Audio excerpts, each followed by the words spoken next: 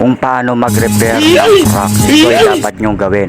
Di totoo yan. Step ay lagyan muna ng bigat yung crack na pa letter B para sakaling pumasok ang epoxy doon.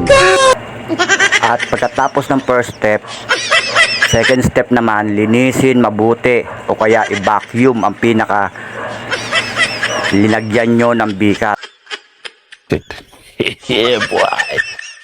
At kung nakita nyo medyo mali na, i-double check nyo para siguradong sure ball na walang sabit yung epoxy na ibubuhos nyo.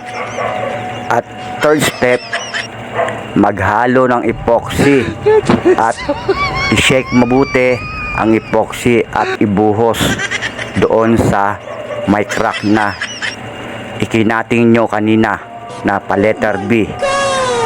At kung naibuhos nyo na lahat ang epoxy, i-double check nyo at balikan ang ibinuhos nyo kasi may posibilidad na ito'y bababa.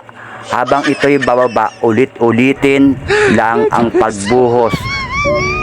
Kasi habang ito'y bumababa, ay hihigop nito mula doon yung crack kung saan siyang may hangganan na crack ay papasukin nitong epoxy. At kung naipasok mula doon sa dulo ng epoxy, ito'y hindi na itong kusang bababa. Di totoo yan. At kung naibuhos nyo na lahat ang epoxy at wala nang mga paggalaw sa bawat bigat na ginawa nyo, patuyuin nyo at bukas naman i-check nyo kasi may posibilidad na kusa uling bababa ng kaunti yan. Kaya hanggang dito na lang muli itong video. Salamat. Thanks. Goodbye.